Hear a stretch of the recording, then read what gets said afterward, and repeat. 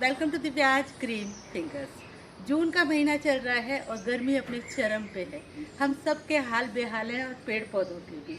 तो जून के महीने में हमें अपने पेड़ पौधों के साथ गार्डन में क्या क्या काम करने चाहिए और क्या क्या सावधानियां रखनी चाहिए और क्या क्या काम बिल्कुल नहीं करने चाहिए, ये सब की जानकारी मैं आपको इस वीडियो में दूंगी। हालांकि ये सब बहुत छोटी छोटी सी बातें हैं, लेकिन आपके गार्डन को मेंटेन करने के लिए, आपके पेड़ पौधों को स्ट्रेस से बचाने के लिए ये सब बहुत इम्पोर्टेंट है।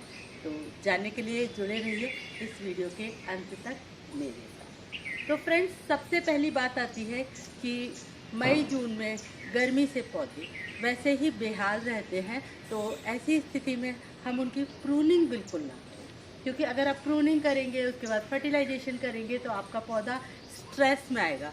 ऑलरेडी वो गर्मी से जूझ रहा है, तो अभी उसका आपका जो मेन ड्यूटी है, जो आपका मेन फोकस होना चाहिए, वो पौधे को बचाने में होना चाहिए। तो आप उसकी प्रूनिंग हरगिज भी मत करिए। बरसात आने पे हम उसकी प्रूनिंग करेंगे सितंबर अक्टूबर में। दूसरी बात, गर्मी में मौसम वैसे ही गर्म रहता है, फर्टिलाइजर्स भी गर्म रहते हैं। तो गर्मी के मौसम में आपको पौधों को फर्टिलाइज करने की ज़रूरत नहीं है। हम साल में लगभग 2 बार हर पौधे को फर्टिलाइज करते हैं, दैट इज़ सितंबर एंड फरवरी। उसके अलावा फूलों वाले जो पौधे होते हैं उनको हमें रेगुलर फर्टिलाइजेशन देना होता है ऑलरेडी।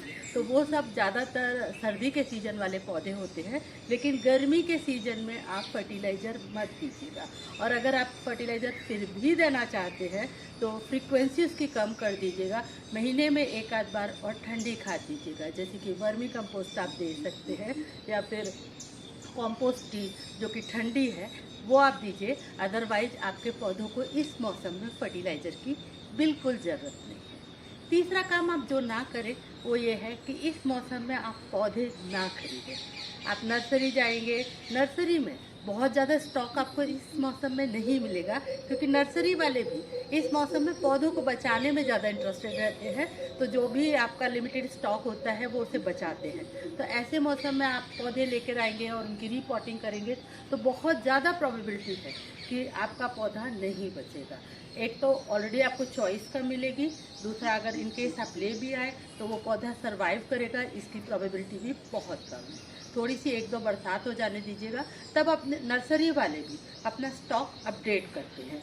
उस टाइम आप विजिट कीजिएगा और मन चाहे पौधे लाइएगा, वो आराम से आपके घर में सरवाइव करेंगे। अच्छा, एक और बात है कि गर्मी के मौसम में आप कोई कटिंग्स भी ना लगाएं तो ज़्यादा अच्छा है, क्योंकि गर्मी के मौसम में वैसे आप प्रूनिंग नहीं करते हैं तो आपको कटिंग्स वैसे ही नहीं मिलती।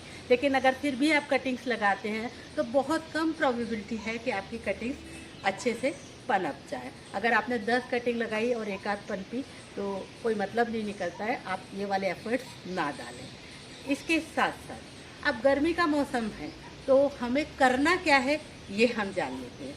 तो पहली बात तो ये करें कि अभी धूप अच्छी है मौसम में, तो आप अपनी मिट्टी को, जो भी आपके विंटर्स वाले गमले थे और जो भी आपके पास मिट्टी है, उसको अच्छी तरीके से धूप में सुखाकर सोलराइज कर लें।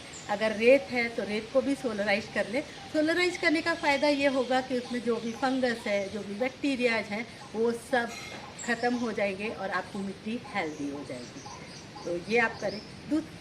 एक और चीज़ कि गर्मी के मौसम में कॉम्पोस्ट बहुत अच्छा बनता है, प्रोसीजर फास्ट होता है, तो आप ढेर सारा कॉम्पोस्ट बनाइएगा, क्योंकि कॉम्पोस्टिंग जो है वो बहुत इम्पॉर्टेंट है और हमें ढेर सारी कॉम्पोस्ट लगने वाली है जबकि हम विंटर गार्डनिंग लगाएंगे। तो वो बहुत यूजफुल चीज़ है, आप उसे ज़रूर बनाइएगा। कॉम्पोस्ट की बात आती है तो कॉम्पोस्ट का मेरा एक वीडियो है, किचन वेस्ट कॉम्पोस्ट का, लिंक मैं आपको दे दूँगी, आप ज़रूर देख लीजिएगा। इनफैक्ट बायो एंजाइम का भी एक वीडियो है, वो भी आप चेक कीजिएगा। तो कंपोस्ट बनाने के लिए फ्रेंड्स हमें ज़रूरत होती है सूखे और गीले दोनों मैटर की। तो गीला तो जो है पील्स वगैरह, फ्रूट पील्स है, वेजिटेबल पील्स है, वो हमें हर मौसम में मिलते हैं, बरसात में भी मिलेंगे। लेकिन सूखे की दिक्कत बरसात में आती है, तो इस टाइम अगर आपके पास सूखी पत्तियां वगैरह है तो आप उन्हें भी कलेक्ट करके बोरों में भर के रख लें, जिससे कि आपको सूखा मैटर ऑलरेडी तैयार मिलेगा बरसात में, जो कि मिलना थोड़ा सा मुश्किल हो जाता है। तो आप सूखी पत्तियां अगर हैं तो उनको भर के रख लीजिएगा। एक और चीज़ कि हम बायो एंजाइम्स बना सकते हैं। बायो एंजाइम्स जो हैं वो अभी संतरे वगैरह बहुत आते हैं गर्मी के मौसम में, तो इन फ्रूट्स के छिलकों के आप बायो एंजाइम बनाइएगा जो कि बहुत काम आने वाले हैं आपके। और बायो एंजाइम हमारे पौधों के लिए बहुत उपयोगी है, तो मैं खुद पर्सनली यूज करती हूँ। बायो एंजाइम ना सिर्फ पौधों के लिए उपयोगी है, लेकिन घर में झाड़ू पोछे वगैरह में भी आप बायो एंजाइम को डाल सकते हैं जैसी टाइम, तो बहुत अच्छा रहता है। तो बायो एंजाइम बना लीजिएगा।